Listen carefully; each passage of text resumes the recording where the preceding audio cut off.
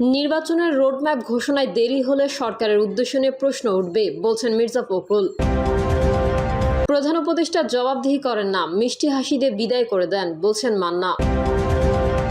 জানাবো আলোচনা সভায় 18 দল ডিসেম্বরের মধ্যেই জাতীয় নির্বাচন দিতে হবে। এবং সর্বশেষ জানাবো ঈদ উপলক্ষে আন্দোলন শিথিলের ঘোষণা ইশরাকের। এতক্ষণ শুনছিলেন সংবাদ শিরোনাম, এবারে বিস্তারিত। তবে তার আগে অনুরোধ থাকবে আমাদের চ্যানেলটি সাবস্ক্রাইব করে বেল আইকনটি ক্লিক করুন। নির্বাচনের রোডম্যাপ ঘোষণার দেরি হলে সরকারের উদ্দেশ্য নিয়ে প্রশ্ন উঠবে, বলছেন মির্জা ফখরুল। বিএনপির মহাসচিব মির্জা ফখরুল ইসলাম আলমগীর বলেছেন, আমি আশা করি অন্তর্বর্তীকালীন সরকার আন্তরিকতার সঙ্গে প্রজ্ঞা ও সামর্থ্যের মধ্যে সঠিক সিদ্ধান্ত গ্রহণ করবে, যা শুরু হওয়া উচিত দ্রুত নির্বাচনের রোডম্যাপ ঘোষণার মাধ্যমে। তিনি বলেন, এই ঘোষণা দিতে যত দেরি হবে তত বেশি সরকারের উদ্দেশ্য নিয়ে জাতির কাছে প্রশ্ন উঠতে শুরু করবে। ফেসবুক পোস্টে মির্জা ফখরুল ইসলাম বলেন, চোখের একটি গুরুত্বপূর্ণ অপারেশনের পর চিকিৎসকদের পরামর্শ অনুযায়ী বিমান ভ্রমণ থেকে বিরত থাকতে হচ্ছে। তবু আমি বাংলাদেশের রাজনৈতিক ঘটনা প্রবাহ গভীরভাবে পর্যবেক্ষণ করছি এবং চেষ্টা করছি একটি ইতিবাচক ফলাফল নিয়ে আসতে। তিনি আরও বলেন, আমাদের ভুলে গেলে চলবে না যে গণতান্ত্রিক পথে উত্তরণ, বিচরণ ও সংস্কার এই তিনটি বিষয় একে অপরের পরিপন্থী নয়, এগুলো একসঙ্গেই হতে পারে। এটাই আমাদের জাতির জন্য সামনে এগিয়ে যাওয়ার উত্তম পথ। আসুন বাংলাদেশকে একটি প্রকৃত গণতান্ত্রিক ও জবাবদিহিমূলক রাষ্ট্রে রূপান্তরের পথে এগিয়ে নেওয়ার এই সুযোগ যেন হাতছাড়া না করে ফেলি। প্রধান উপদেষ্টা জবাবদিহি করেন না, মিষ্টি হাসি দিয়ে বিদায় করে দেন, বলছেন মান্না। অন্তর্বর্তী সরকারের প্রধান উপদেষ্টা ডক্টর মোহাম্মদ ইউনূস কোনো জবাবদিহি করেন না। এমনকি সামনাসামনি যখন কথা বলবেন তিনি প্রশ্নের কোনো জবাব দেন না, হয় মিষ্টি হাসি দিয়ে বিদায় করে দেন অথবা কোনো কথাই বলেন না। তিনি বলেন, সাধারণ মানুষ প্রশ্ন করে ভোট কি হবে। খুব অবাক লাগে না? 10 মাসও চাইনি। একটা গণতান্ত্রিক দেশ গড়ার জন্য আমরা এত রক্ত জীবন দিয়ে লড়াই করে ভোটের দাবি করেছি। সেই ভোট হবে কিনা সেটা মানুষের মধ্যে প্রশ্ন তৈরি করেছে। মাহমুদুর রহমান মান্না বলেন, নির্ভরতার একটি জায়গা ডক্টর মোহাম্মদ ইউনূস, কিন্তু সর্বশেষ তিনি যেই কথা বললেন, একটা দল শুধু নির্বাচন চায়, এমন ভুল কি তার মানায়? তিনি কি জানতেন না ইতোমধ্যেই 30টার বেশি দল ডিসেম্বরের মধ্যে ভোট চেয়েছে? এই ভুল তো তার হওয়ার কথা নয়। তার এই বক্তব্যের কোনো ব্যাখ্যাও দেননি তিনি। নাগরিক ঐক্যের সভাপতি বলেন, 5 বার উনি সব রাজনৈতিক দলকে ডেকেছেন। প্রত্যেকটা বৈঠকের শুরুতেই উনি বলেছেন উনি খুবই ভালো ফিল করেন যখন তিনি এমন বৈঠক করেন। যখন তিনি হতাশার মধ্যে পড়েন তখন সবাইকে ডেকে কথা বলেন, তার চিন্তার পরিবর্তন হয়। উনি খুব আশাবাদী হয়ে ওঠেন। যদিও সবাই জাতীয় ঐক্যের কথা বলছে, তবে কেউই জাতীয় ঐক্যের প্রিন্সিপালগুলো মেইনটেইন করে কথা বলেছেন বলে মনে করেন মান্না। তিনি আরও বলেন, আমাদের বিবেচনায় রাখতে হবে প্রতিবেশী দেশ যারা পতিত স্বৈরাচারকে আশ্রয় দিচ্ছে, মদত দিচ্ছে, খুবই অ্যালার্মিং বিষয় পুশিনও চালাচ্ছে। পুশিন এক সময় একটা যুদ্ধের পরিস্থিতি তৈরি করতে পারে। এই বিষয়টা বিবেচনায় রেখেই রাজনৈতিক নেতাদের কথা বলতে হবে। বিশেষ করে ক্ষমতায় যারা আছে তাদের আরও বেশি দায়িত্বশীল হতে হবে। আলোচনা সভায় 18 দল ডিসেম্বরের মধ্যেই জাতীয় নির্বাচন দিতে হবে। দেশকে গণতান্ত্রিক ধারায় এগিয়ে নিতে চলতি বছরের ডিসেম্বরের মধ্যেই নির্বাচন চায় বেশিরভাগ রাজনৈতিক দল। গণতন্ত্রকামী জনগণও ডিসেম্বরের মধ্যে নির্বাচনের কথা বলছেন। সরকার সংস্কার ইস্যুতে সময় ক্ষেপণ করলেও নির্বাচন নিয়ে টালবাহানা করছে।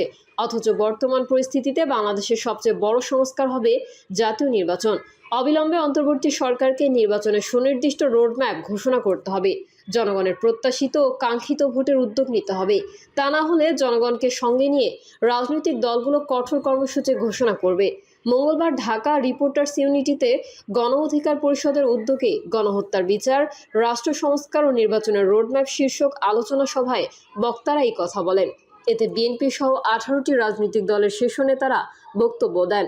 অভিন্ন সুরে তারা এই বছরের ডিসেম্বরের মধ্যেই জাতীয় নির্বাচন দাবি করেন।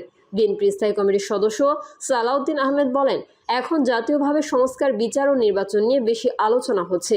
নির্বাচন সম্পূর্ণ আলাদা বিষয়। বিচার স্বাধীনভাবে চলবে। এই সরকারের পরে যারা সরকারে আসবে তাদের সেটা টেনে নিয়ে যেতে হবে। তিনি বলেন, মানবতা বিরোধী অপরাধ সংগঠিত হয়েছে, সেগুলোর বিচার করতে গেলে অনেক সময় লাগবে এবং সেই সময়ে বিচার বিভাগ স্বাধীনভাবে বিচারের প্রক্রিয়া চালিয়ে যাবে। সুতরাং বিচারের সঙ্গে নির্বাচনের সম্পর্ক সরাসরি আছে সেটা বলা ঠিক হবে না। আর বিচারের জন্য সময় নির্ধারণ করে দেওয়া অবিচারের শামিল। কারণ বিচারের দীর্ঘ প্রক্রিয়া আমরা সবাই জানি এবং সুবিচার করতে হলে সময় দিতে হয়। সালাউদ্দিন আহমেদ বলেন, দেশি বিদেশে বসে বাংলাদেশের রাজনৈতিক অঙ্গনে অস্থিরতা সৃষ্টির অনেক চেষ্টা হয়েছে। অস্থির পরিস্থিতি বন্ধের উপায় হলো একটি গণতান্ত্রিক রাজনৈতিক শক্তি প্রতিষ্ঠিত করা। জাতীয় সংসদ নির্বাচনের মধ্যে দিয়ে সেটি যত দ্রুত বাস্তবায়ন হবে ততই জাতির জন্য মঙ্গল।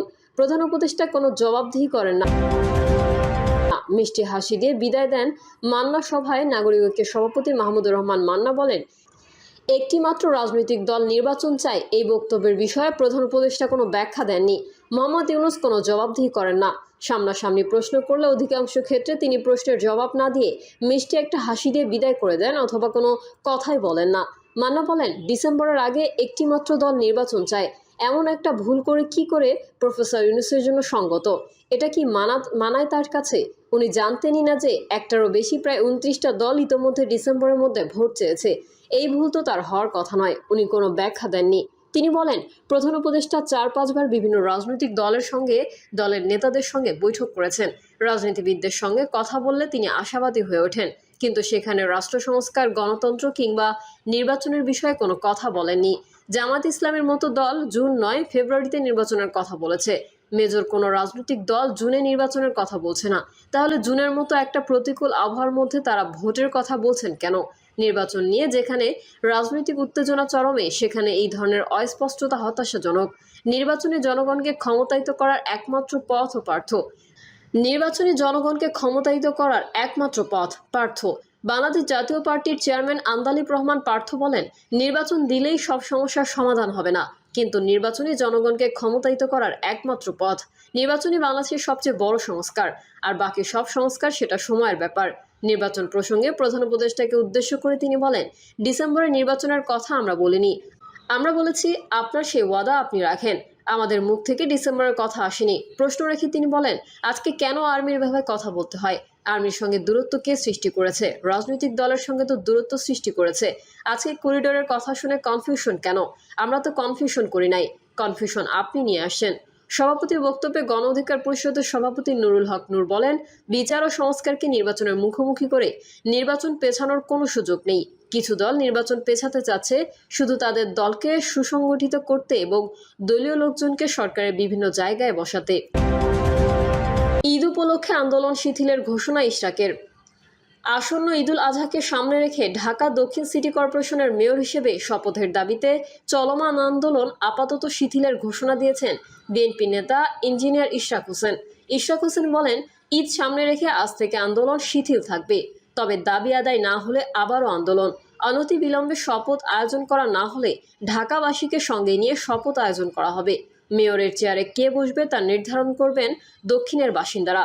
এদিকে বিএনপি নেতা ইশরাক হোসেনকে মেয়রের দায়িত্ব দেওয়ার দাবিতে আজও সকাল থেকে ঢাকা দক্ষিণ সিটি কর্পোরেশনের নগর ভবনে টানা অবস্থান কর্মসূচি পালন করে আসছিল সংস্থাটির কর্মচারীরা।